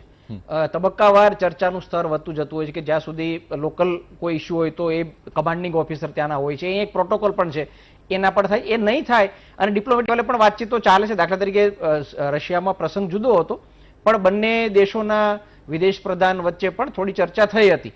પણ હું જે બાકીના નિષ્ણાંતોને બી મેં સાંભળતો એ લોકોને બી એવું કહેવું હતું કે હજી અત્યારે સ્ટ્રક્ચર્ડ વાતચીત જેને આપણે કહીએ કે બહુ સત્તાવાર પ્રકારની વાતચીત કમસે કમ વિદેશ પ્રધાન અથવા તો સંરક્ષણ પ્રધાન લેવલે થાય એ સમય હજી નથી આવ્યો, એવું વધારે મારા કરતા વધારે જાણકાર લોકોનું એવું કહેવું છે. એટલે મને લાગે છે, હું પણ એમના ઉપર વિશ્વાસ રાખું છું કે હજી, કારણ કે એમને જે પાછા ખસેડવાની વાત છે થોડુંક ઓલમોસ્ટ એ ખસી પણ ગયા છે. દાખલા તરીકે જે અલગ અલગ સેટેલાઇટ આપણે નકશા જોઈએ છીએ એમાં ફરક પણ દેખાઈ રહ્યા છે. થોડુંક એમાં એનું જે ખડકલો થયો તો 200 થી વધારે ટ્રક દેખાય ઓછા પણ થયા છે. એનો મતલબ કે એને જે હટાવવા માટેની આપણી કોશિશ હતી એ ઘણા બધા અંશે ચાલી પડે. પ્રક્રિયા પણ સાથે સાથે ચાલી રહી છે. અને બીજું, આપણે ડિપ્લોયમેન્ટ કરી છે પણ આપણે એની ચર્ચા નથી કરતા. એમ દાખલા તરીકે ત્યારે એ લોકો ડિપ્લોયમેન્ટ કરી છે તો આપણા સેનાએ પણ કરી જ છે આપણી રીતે, પણ આપણે એની બહુ એટલા માટે બી ચર્ચા નથી કરતા કે એનો મતલબ નથી, એવી ડિટેલિંગ આપણે કરતા નથી. એટલે એ તબક્કે જ્યારે ચર્ચા ચાલી રહી છે ત્યારે એનાથી વધારે ઉપરના તબક્કે વાતચીત કરવાનો સ્ટેજ હજી નથી આવ્યો. કારણ કે મૂળ વાત એ છે, જે બધાનું કહેવાનું છે કે ચીનને ઈચ્છે છે શું, એ શું કરવા માંગે છે. આ વખતે એવું થયું છે કે લગભગ શિયાળો પૂરો થાય પછી એક લશ્કરની એક કવાયત થતી હોય છે, એક્સરસાઇઝ થતી હોય છે, દર વર્ષે થાય છે. આ વખતે પણ ચીને કરી હતી, પરંતુ એક્સરસાઇઝ કરીને પછી એના જે દળો પાછા હટી જાય ન હટ્યા અને એમાંથી કેટલાકે LAC ની આસપાસ ઉભા રહ્યા છે. એટલે એનો આ વખતેનો ઈરાદો કંઈક જુદો છે, એનું એસેસ પણ થઈ રહ્યું છે. એટલે લશ્કરી રીતે એનું એસેસમેન્ટ થઈ રહ્યું છે અને ડિપ્લોમેટિક લેવલે પણ એનું એસેસમેન્ટ થઈ રહ્યું છે. કોરોના સંદર્ભમાં જે રીતે ભીષમાં આવ્યું છે એના સંદર્ભમાં એ વાતને ટાળવા માંગે, એટલે ઘણી બધી બાબતો છે એની પણ ચર્ચા થઈ. એટલે મને લાગે છે હવેનો પછીનો જે તબક્કો છે વધારે ઉચ્ચ સ્તરે આપણી વાતચીત થતી રહેશે, પણ એનો સમય લાગશે. એ સમય દરમિયાન કમસે કમ આપણે થોડી શાંતિ રહે આપણા દેશમાં, થોડી એકેડેમિક ચર્ચા થાય એનો બહુ વાંધો નથી, પરંતુ ઉગ્રતા ન થાય ને એવી કોઈ બિલકુલ. વાત ન બને ને એવો કોઈ વિવાદ ન થાય બિલકુલ, સાચી કે વાત એનો છે. આપણને નુકસાન થાય અને આપણો સામેનો પક્ષ એનો ફાયદો લઈ જાય. આપણી એટલી જ બિલકુલ. ઈચ્છા છે. મનસ્વીજી, હવે આનો કંઈક નિવેડો તો લાવવો પડશે વાતચીત કરીને, કારણ કે હવે આ યુદ્ધ ક્યાં સુધી ચાલતું રહેશે? बिल्कुल सही बात है। देखिए, मैं चाइना का एक इतिहास आपसे समय लेके मैं बोलना चाहता हूं। चाइना एक ना लैंड ग्रैबर है। चाइना दुनिया में सबसे अगर कोई घटिया कोई देश है तो वो चाइना है, वो चीन है। हमारी किस्मत खराब है कि वो हमारा पड़ोसी है। चाइना ने यूनान को कब्जा किया, चाइना ने तिब्बत को कब्जा किया, चाइना ने साउथ कोरिया को कब्जा किया, चाइना ने मंगोलिया पे कब्जा किया, चाइना ने तुर्किस्तान पे कब्जा किया। जहां पे भी उसकी बॉर्डर लगती है ना, हर हिस्से को उसने अपना अंदर ले लिया है। तो चाइना एक लैंड ग्रैबर है। हमारी खुशनसीबी ऐसी थी, 70 साल की आजादी के बाद चाइना ने ऐसी कभी भी कोशिश की है तो उसको मुंह तोड़ जवाब भारत से मिला है, चाहे डिप्लोमेटिक तरीके से हो, इंटरनेशनल रिलेशनशिप से हो। तो हमारी आर्मी बहुत अव्वल रही है। और कल हमारे सैम फर्स्ट फील्ड मार्शल जी के भी डेथ एनिवर्सरी थी सैम की। तो मैं ये बताना चाहता हूं कि आर्मी बहुत स्ट्रांगली चाइना को हमेशा जवाब दिया और फिर से देगी। देखिए, एक मैं आपको एक उदाहरण ये देना चाहता हूं। हमारा एक एग्रीमेंट है, हमारे बहुत सारे एग्रीमेंट है। एग्रीमेंट में लिखा है कि एलएसी पे कोई भी आर्मी, चाहे वो पीएलए हो या चाहे इंडियन आर्मी हो, वो आर्म्स का यूज नहीं करेगी। तभी आप देखेंगे कि 45 इयर्स में कभी भी हम लोगों ने हथियार का, बंदूकों का हमारी तरफ से या उनकी तरफ से भी कभी हमने इस्तेमाल होते नहीं देखा था। पहली बार क्या हुआ, इन लोगों ने चाइनीज लोगों ने, जैसे इनके प्रोडक्ट होते हैं चीप, जिस पे रिलाय नहीं कर सकते, वैसे इनकी आर्मी है चीप, जिस पे भरोसा नहीं कर सकते। इन लोगों ने हमारी आर्मी पे वार किया। पर जब वो मेरा सवाल सिर्फ इतना है, सवाल नहीं, अब तो दुख है इस चीज का कि जब वो वार कर रहे थे तो हमारे पास एक बैकअप टीम अगर होती तो हमारे 20 जवानों की शहादत ना होती। अगर हमको पता होता कि वो लेके जा रहे थे, पीछे से हमको पता है कि स्थिति खराब है, मई महीने से स्थिति खराब होती जा रही, तो हमको पता होना चाहिए कि चाइना पे भरोसा नहीं कर सकते। हमने अपनी ईमानदारी दिखाई, हमने अपना विश्वास रखाया उस एग्रीमेंट पे, पर चाइना ने वो एग्रीमेंट को भंग किया और हमारे सैनिकों पे वार किया। और ऐसा वार किया, 2 के गले काट दिए, 18 लोगों की जो पूरी बॉडी है उस पे अनगिनत निशान है। और ऐसी शहादत हमारे सैनिकों को मिली है जिसको सल्यूट करता है पूरा देश। पर हमारे को एक बैकअप टीम रखनी चाहिए थी। कोई बात नहीं, अभी हमारे को आने वाले समय पे देखिए एक बहुत बड़ी अपॉर्चुनिटी है कि चाइना को सबक सिखाने के लिए, देखिए अंतरराष्ट्रीय स्तर पे 2 चीजों से हम सबक सिखा सकते हैं।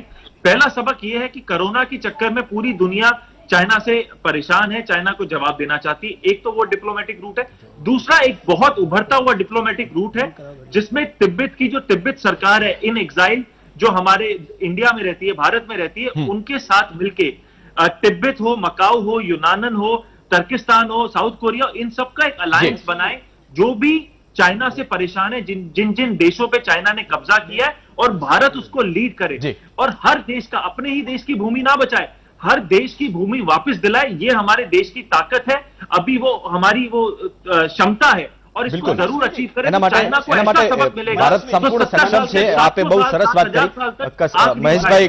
મનસ્વીજી, એ વાત તમારી સાચી છે। ચાઇનાને જે પેટમાં દુખે છે એની ચર્ચા ક્યારેય નથી થતી આપણે ત્યાં। તમે જે વાત કરી એ વાત ક્યારેય નથી થતી। ચાઇનાને ભારત પ્રત્યે આટલી બધો અણગમો, આટલો મોટો વેપાર છતાં કેમ થઈ રહ્યો છે એની ચર્ચા ક્યારેય નથી। આ વાતનું દુઃખ છે મને।